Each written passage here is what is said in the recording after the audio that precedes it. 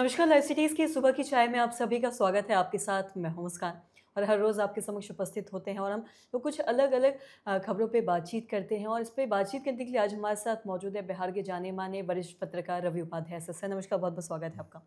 Sir हम देख रहे हैं अभी मानसून सत्र चल रहा है, इसमें आए दिन लगातार बयानबाज़ी चल रहा है, एक-दूसरे पे विपक्ष हमलावर हो रहे हैं।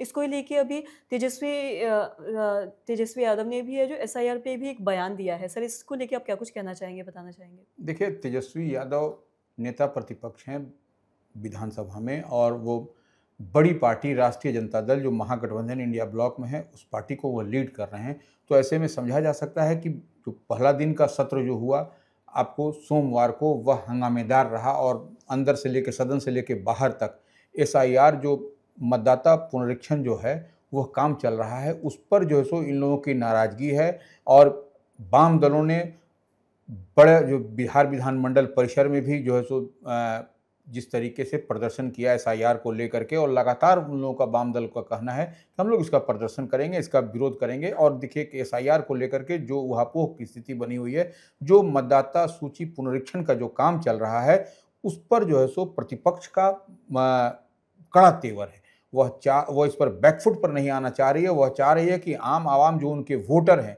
जो उनके साथ में रहने वाले जो मतदाता हैं, वह जो है सो उनका नाम सूची से काटा जा रहा है। यह आरोप जो है सो महागठबंधन इंडिया ब्लॉक की ओर से लगाया जा रहा है और यही तेजस्वी यादव जो नेता प्रतिपक्ष हैं विधानसभा में, वह चाह रहे हैं कि बिहार विधानमंडल का जो सत्र चल रहा है, मौजूदा सत्र में जो सो मानसून सत्र जो है, उसमें दोनों सदनों में इस पर एसआईआर को लेकर के, मतदाता सूची पुनरीक्षण को लेकर के बजाबते इस पर चर्चा हो, विशेष वाद विवाद हो और सारे काम को शिथिल करके और निश्चित रूप से इस पर चर्चा की मांग की जा रही है। नहीं तो ये लोग सदन नहीं चलने देंगे। आपने देखा कि शुरू दिन जब पहले दिन जो जिस तरीके से हंगामा हुआ, उससे लग रहा है कि दूसरे दिन भी आज जो है सो जो सत्र होगा हंगामेदार होगा। और यही नहीं, एसआईआर तो एक मुद्दा ही है, अपराध का भी एक बड़ा मुद्दा है। अपराध को भी इन लोगों ने आप पूरे बिहार में जिस तरीके से एक अपराध को लेकर के आए दिन जो हत्या, अपहरण और पटना के प्रतिष्ठित जो अस्पताल है, निजी अस्पताल, उसमें जिस तरीके से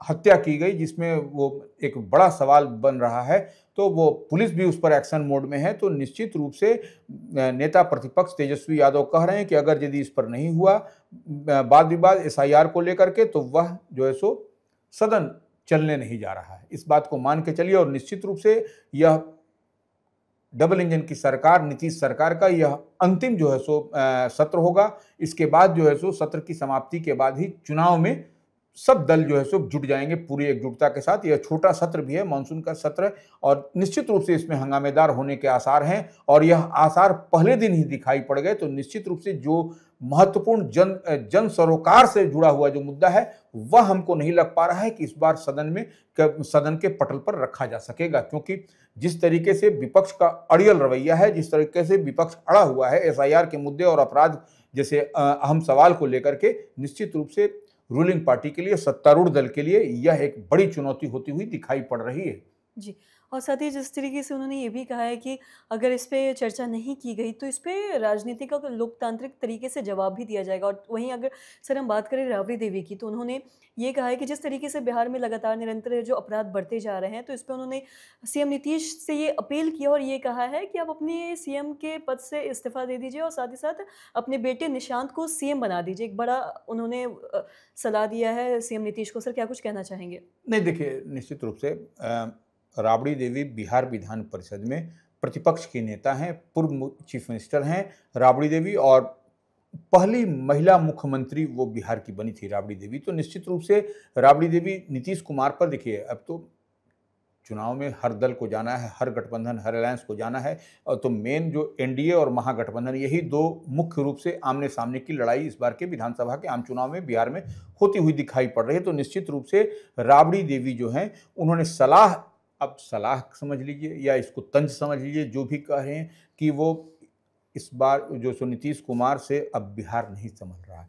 तो ऐसे में आप जो है सो वह कह रहे हैं कि अपने पुत्र को, नीतीश कुमार जो राष्ट्रीय अध्यक्ष भी हैं जनता दल यूनाइटेड के और बिहार के मुख्यमंत्री भी हैं, अब कह रहे हैं कि निशांत कुमार को मुख्यमंत्री बना देना चाहिए नीतीश कुमार को, तभी जो है सो कुछ यहाँ पर बदलता हुआ स्वरूप दिखाई पड़ेगा बिहार में। अपराध की बात हो रही है या फिर अन्य जो मुद्दे हैं, जो आम आवाम से जुड़े हुए मुद्दे, उसको लेकर के वह तंज कसती हुई राबड़ी देवी दिखाई पड़ी थी बीते दिन।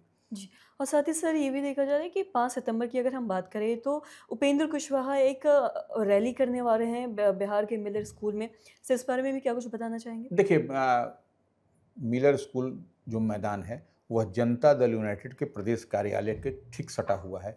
और वही नहीं, जो बड़ी पार्टी है, जो प्रतिपक्ष की जो है सो राष्ट्रीय जनता दल, उसके कार्यालय के ठीक सामने है।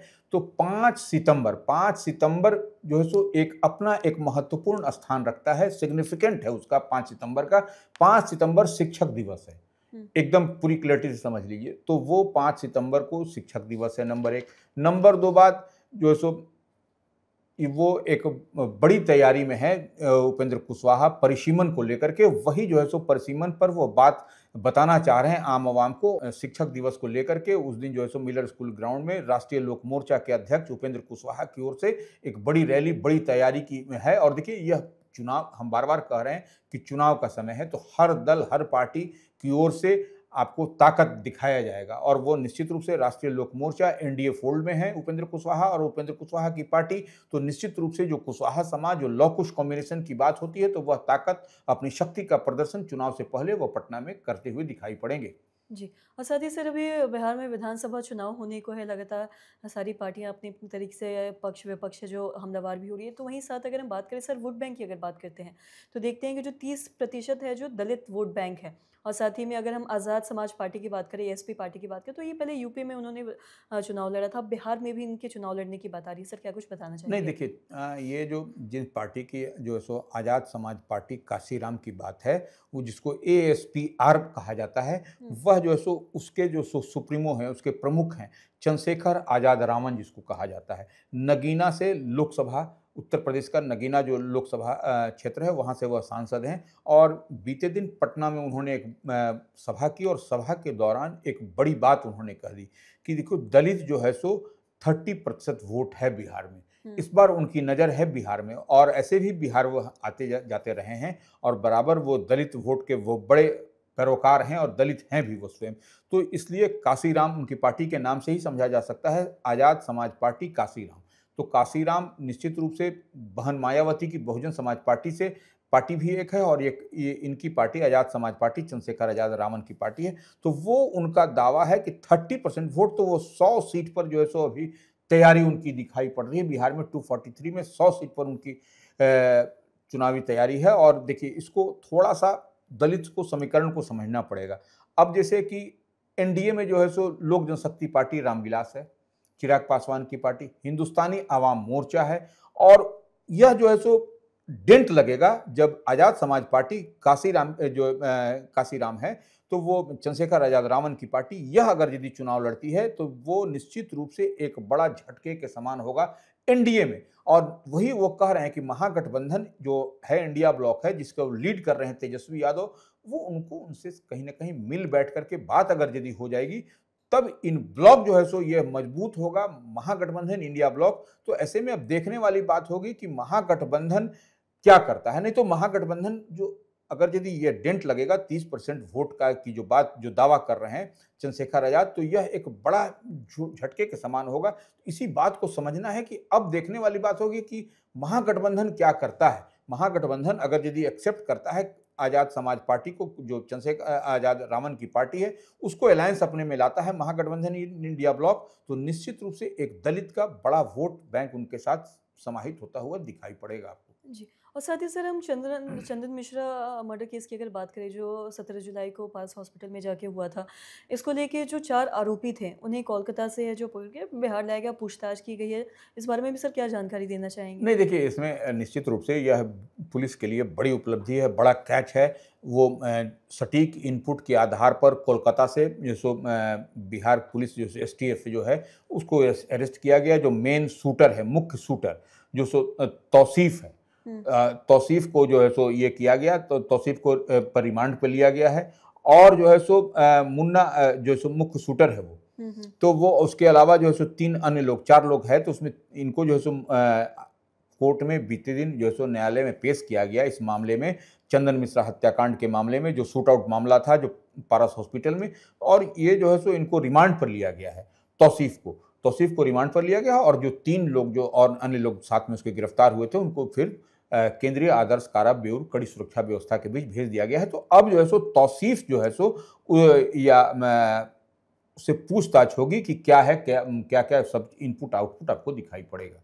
जी। और साथ ही सर अगर हम बात करें, अभी देख रहे हैं जिस तरीके से बिहार में लगातार बाढ़ के संकेत भी हो रहे हैं, लगातार है जो जलस्तर भी बढ़ता जा रहा है। तो इस बारे में भी सर आए दिन है जो सेंटीमीटर्स में बढ़ाव कभी आ रहा है, कभी है जो जलस्तर से नीचे जा रहा है। तो इस बारे में सर क्या जानकारी देना चाहेंगे नहीं सारी देखिए, चीज़ों को लेके?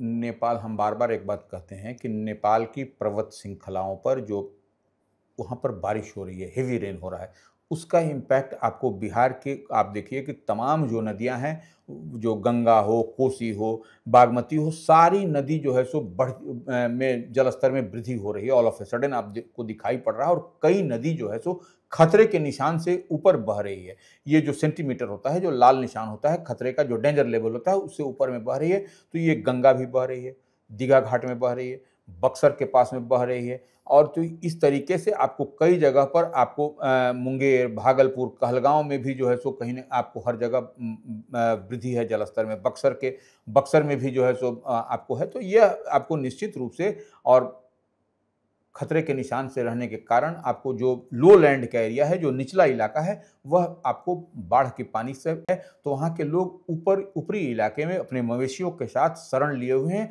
और देखिए, स्थानीय जिला प्रशासन हो या जल संसाधन विभाग हो, उसके तमाम अभियंता जो है सो तटबंध पर नज़र बनाए हुए हैं 24/7। और एनडीआरएफ, एसडीआरएफ को भी अलर्ट मोड में रखा गया है कि वैसी परिस्थिति अगर यदि आती है तो एनडीआरएफ और एसडीआरएफ भी आम आवाम को राहत और बचाव कार्य में युद्ध स्तर पर अपनी तैयारी झोंक देगा। जी। सर बहुत-बहुत शुक्रिया तमाम जानकारी देने के लिए। तो आशा करते हैं दर्शकों की जो तमाम जानकारी है आपके लिए लाभदायक रही। तो आज के इस वीडियो में इतना ही। अगर आपने अब तक हमारे चैनल को सब्सक्राइब नहीं किया है तो तुरंत कर लिए, साथ ही हमारे फेसबुक पेज को लाइक करें। वीडियो देखने के लिए आपका धन्यवाद।